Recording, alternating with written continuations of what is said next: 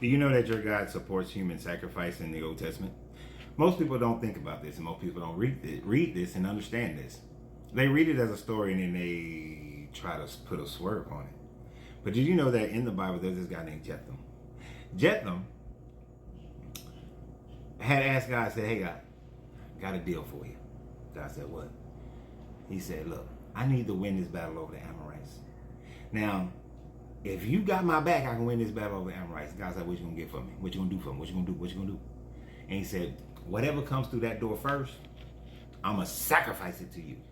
Now, God is supposed to be omniscient, omnipresent, and everything also works in the will of God, and He's supposed to know these things, and this is all all part of God's perfect plan. So God knew that the first thing that was going to walk through that door, He already knew what it was.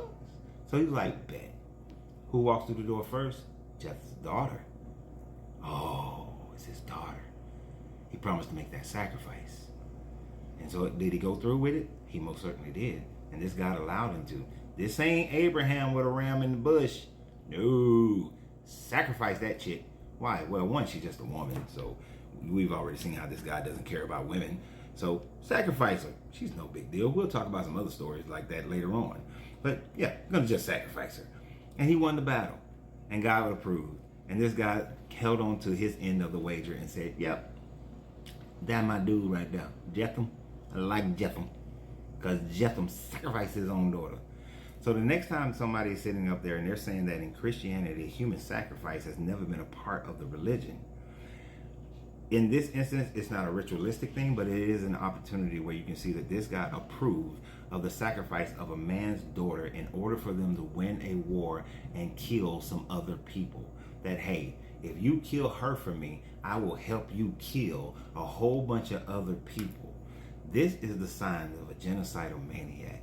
If we had a president today that said that, "Hey, look, this other country, if you sacrifice some humans, we'll get on your side and fight this war with you against your enemies. And we'll help you win. So you kill somebody close to you and we'll kill all those people who are against you." This is the God that these people are worshiping. This is the God that you choose to worship. This is why we deconstruct from these religions. Because we know that in today's world, that would be considered a war crime. That would be considered murder.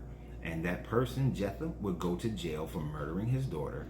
And then that would be a war crime that somebody made these types of bets to go and murder a bunch of other people who are the enemies of these other people. And we don't even fully understand why they were the enemy.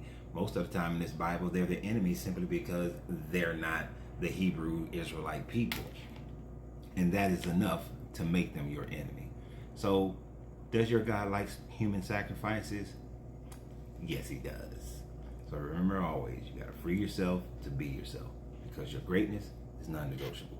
Good journey, good vibrations.